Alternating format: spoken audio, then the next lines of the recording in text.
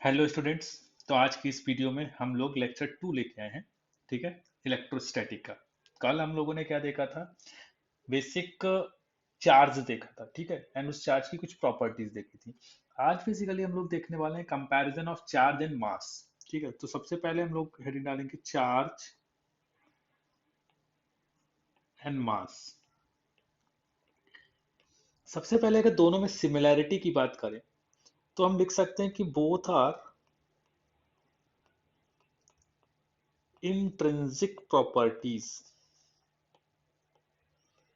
intrinsic properties of matter। Both intrinsic property है matter की, ठीक है। सेकेंड अगर बात करेंगे, दोनों स्केलर क्वांटिटी है। दोनों क्या है? स्केलर क्वांटिटीज है। थर्ड अगर मैं बात करूं तो बोथ एक्सर्ट्स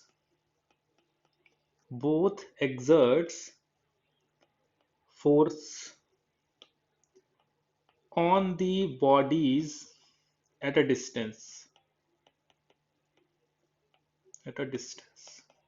बोथ एक दूसरे पे फोर्स अप्लाई करते हैं। जैसे अगर हमने बात किया, लेट सपोज कि we have a mass m1। यहाँ पे m1 मास है हमारे पास, एंड यहाँ पे हमारे पास एक मास है m2। तो सिंपल सा चीज है, दोनों के बीच में क्या रहेगा? एक फोर्स ऑफ अट्रैक्शन रहता है। कैसा फोर्स रहेगा? जिसको अपन लोग बोलते हैं ग्रेविटेशनल फोर्स। जिसको अपन लोग क्या बोलेंगे? Gravitational force. सिमिलरली अगर हमारे पास लेट सपोज चार्ज है, कोई चार्ज q है, एक चार्ज q1 है एंड एक चार्ज q2 है। तो let suppose q1 and q2। अब बस यहां पर भी फोर्स होगा, बट वो फोर्स अट्रैक्शन है या रिपल्सन है, वो डिपेंड करेगा उस चार्ज के नेचर पे। तो इनके बीच में क्या रहेगा? इलेक्ट्रोस्टैटिक फोर्स रहेगा। ठीक। बट जो Q1 एंड Q2 है, ये दोनों चार्जेस पे जो Q1 एंड Q2 जो चार्ज है, वो एक दूसरे पे जो फोर्स लगाएंगे, वो अट्रैक्टिव नेचर का होगा या रिपल्सिव नेचर का होगा, ये उस चार्ज के नेचर पे डिपेंड करेगा। ठीक। बट जो ग्रेविटेशनल फोर्स है, यानी जो मासेस एक दूसरे पे फोर्स अप्लाई कर रहे हैं, वो ऑलवेज अट्रैक्शन फोर्स होगा, ऑलवेज। ठीक है, वो भी हम लोग आगे लिख भी लेंगे। नेक्स्ट अगर मैं बात करूं तो हम लिखेंगे कि charge cannot exist without mass. अगर मास नहीं है तो चार्ज नहीं होगा, सिंपल सा चीज है। But mass can exist. Mass can exist with zero net charge. Mass exist कर सकता है, ठीक है, जिसको हम न्यूट्रल बॉडी बोलते हैं बेसिकली। अब अगर मैं कुछ चीज देखता हूँ कुछ, तो हमें क्या क्या पता चला, क्या क्या इनमें सिमिलैरिटीज हैं। दोनों इंट्रिंसिक प्रॉपर्टी है, स्केलर है, exert force on the bodies at a distance, ठीक है। फिर हमने देखा कि charge cannot exist without mass and mass can exist with zero, ठीक है, जीरो नेट चार्ज। अगर हमारे पास नेट चार्ज जीरो है पर मास वहां पे पॉसिबल है, ठीक है, उसको न्यूट्रल बॉडी बोलते हैं। अगर मैं कुछ डिफरेंसेस की बात करूं, और मैं एक तरफ लिख लेता हूं चार्ज एंड दूसरी तरफ मैं लिख दूंगा मास, और मैं दोनों में क्या लिख रहा हूं? डिफरेंस, ठीक है। इन दोनों में मैं क्या लिखूंगा? डिफरेंस। तो देखो यहाँ पे जो चार्ज है टू टाइप्स का होता है। टाइप्स की अगर हम बात करेंगे तो टू रहेंगे, ठीक है, पॉजिटिव और negative. But mass always positive होता है, नेगेटिव मास कुछ नहीं होता है, ठीक है, ऑलवेज पॉजिटिव रहेगा। अब यहाँ पर अगर एक प्लस है और एक माइनस, और दोनों प्लस है या दोनों माइनस है, तो इस केस में क्या मिलेगा? इस केस में मिलेगा अट्रैक्ट, यहाँ पे अट्रैक्ट करेंगे, ठीक है। बट यहाँ पे क्या करेंगे? रिपेल करेंगे, क्योंकि एक चार्ज कैसा है, दोनों चार्ज मतलब कैसे हैं, पॉजिटिव है, तो इधर क्या करेंगे, रिपेल। बट बेटा मास के केस में ऑलवेज अट्रैक्शन होता है, ऑलवेज, ठीक है। मास के केस में अगर हम बात करेंगे तो ऑलवेज अट्रैक्शन रहेगा, अट्रैक्शन ऑलवेज, ऑलवेज अट्रैक्शन रहेगा, इधर रिपल्सन नहीं होगा। फिर अगर मैं बात करूंगा तो मैं बोलूंगा कि जो चार्ज होता है is independent independent of velocity. Charge velocity पे डिपेंड नहीं करता है, इट मींस रेस्ट चार्ज, कोई बॉडी रेस्ट में है तब उसका चार्ज, और अगर वो बॉडी मूव कर रही है तब उसका चार्ज क्या रहने वाला है, इक्वल रहने वाला है। बट मास के केस में ऐसा नहीं होता है।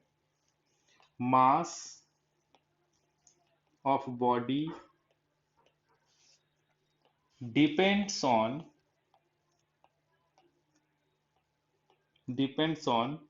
इट्स वेलोसिटी, ठीक है।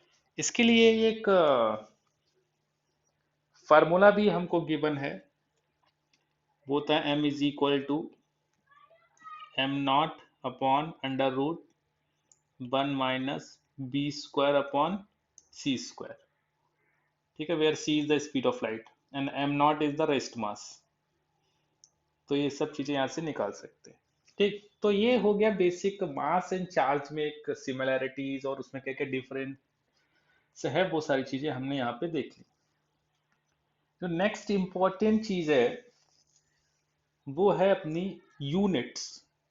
तो अभी नेक्स्ट देखने वाले हैं इसमें अपन लोग यूनिट ऑफ चार्ज। तो इसमें देखो फर्स्ट जो रहेगा जिसको अपन लोग बोलेंगे MKS यूनिट और SI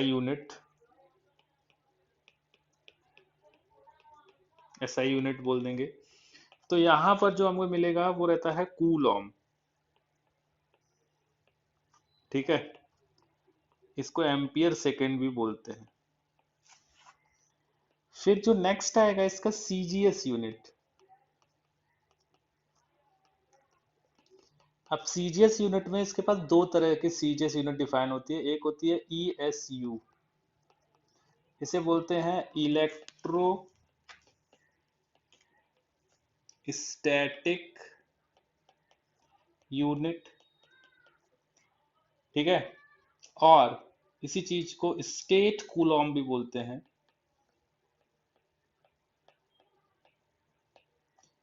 और इसको हम फ्रैंकलिन भी बोलते हैं, फ्रैंकलिन। एंड इसका वैल्यू याद रखने का कि 1 statcoulomb is equal to 1/3 × 10⁻⁹ coulomb. तो ये इसका CGS यूनिट हो गया। और इसी CGS यूनिट में एक इसका यूनिट रहेगा जो हम लोग बोलते हैं EMU। ये होता है इसका electro magnetic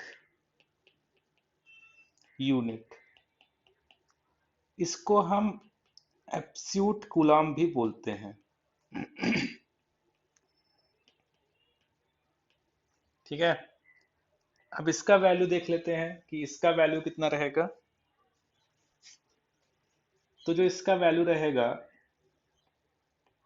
1 Coulomb, it will be 10 Coulomb, ठीक है, इतना याद रखने का। सम प्रैक्टिकल यूनिट्स भी हैं चार्ज के जिनको हम लोग याद रख सकते हैं। तो नेक्स्ट हेडिंग डाल देते हैं प्रैक्टिकल यूनिट्स।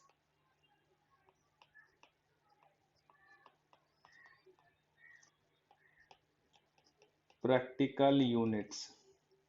इस प्रैक्टिकल यूनिट में सबसे जो पहली यूनिट है हमारे पास, ये है एम्पियर आर।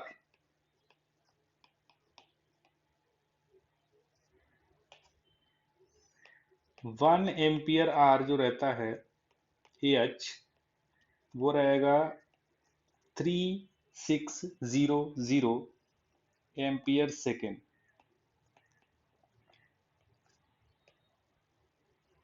ठीक है। नेक्स्ट नेक्स्ट रहने वाला है फैराडे। एक इसका यूनिट रहता है फैराडे। तो याद रखने का, जो 1 फैराडे होता है, इसका मतलब होता है चार्ज ऑफ 1 मोल इलेक्ट्रॉन। तो 1 faraday will be equal to 96, nearly about equal to 96500 coulomb. ये चीज आप केमिस्ट्री में भी पढ़ते हैं। ठीक है, तो 1 F will be equal to 96500 coulomb. तो यहाँ पे याद रखो कि स्टेट कूलम जो होता है, it is the smallest unit and Faraday is the largest unit of charge. तो याद रखो कि this is the largest unit of charge,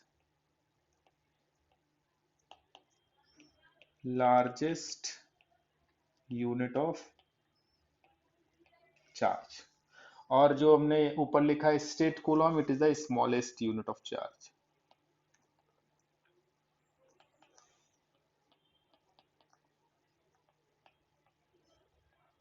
ठीक है। बाकी जो नेक्स्ट वीडियो हम लोग लेके आएंगे, उसमें हम लोग देखें कूलॉम्स लॉ को। हम कूलॉम्स लॉ को कहाँ पे अप्लाई कर सकते हैं। फिर हम देखेंगे इलेक्ट्रोस्टैटिक फोर्स क्या होता है, कैरेक्टरिस्टिक्स ऑफ इलेक्ट्रोस्टैटिक फोर्स क्या होता है, और फिर उस पर हम कुछ न्यूमेरिकल सॉल्व करेंगे। तो थैंक यू।